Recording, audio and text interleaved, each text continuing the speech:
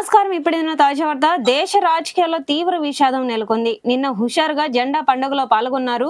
Cut చేస్తే తెల్లారేసరికి అదే ఆఫీసులో ఆయన విగతజీవిగా పడి ఉన్నారు. బెంగాల్ రాజకీయాల్లో తీవ్ర విషాదం వెలుగు చూసింది.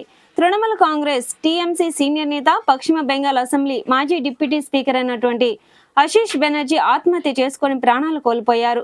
ఇక వివరాల్లోకి వెళ్తే, శనివారం స్వాతంత్ర దినోత్సవ స్థానికంగా వేడుకల్లో పాల్గొని హుషారుగా కనిపించిన ఆయన ఆదివారం తెల్లవారుజామున రాంపూర్ ఘాట్లోని తన నివాసానికి సమీపంలో ఉన్న టీఎంసీ కార్యాలయంలో ఉరివేసుకుని విగతజీవిగా కనిపించారు.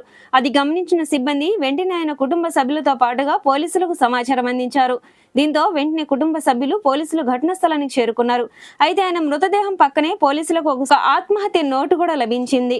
అందులో తన రాజకీయ జీవితంలో తాను ఎలాంటి అవినీతికి పాల్పడలేదని, ఎటువంటి తప్పు చేయలేదని బెనర్జీ రాసుకొచ్చారు.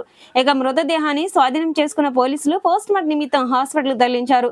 అనంతరం ఘటనపైన కేసు నమోదు చేసి ఆయన మృతికి గల ఖచ్చితమైన కారణాలు తేల్చేందుకు దర్యాప్తు ముమ్మరమైతే చేశారు. తృణమూల్ కాంగ్రెస్ పార్టీకి చెందిన ఆశీష్ బెనర్జీ రాంపూర్ హాట్ నియోజకవర్గం నుంచి 2001 నుండి 2020 వరకు వరుసగా 25 ఏళ్ల పాటు 5 సార్లు ఎమ్మెల్యేగా విజయం సాధించి తనదైన హావా కొనసాగించారు. అయితే 2026 పశ్చిమ బెంగాల్ అసెంబ్లీ ఎన్నికల్లో భారతీయ జనతా పార్టీ అభ్యర్థి ధ్రువ సహా చేతుల్లో ఆయన ఓటమి పాలయ్యారు.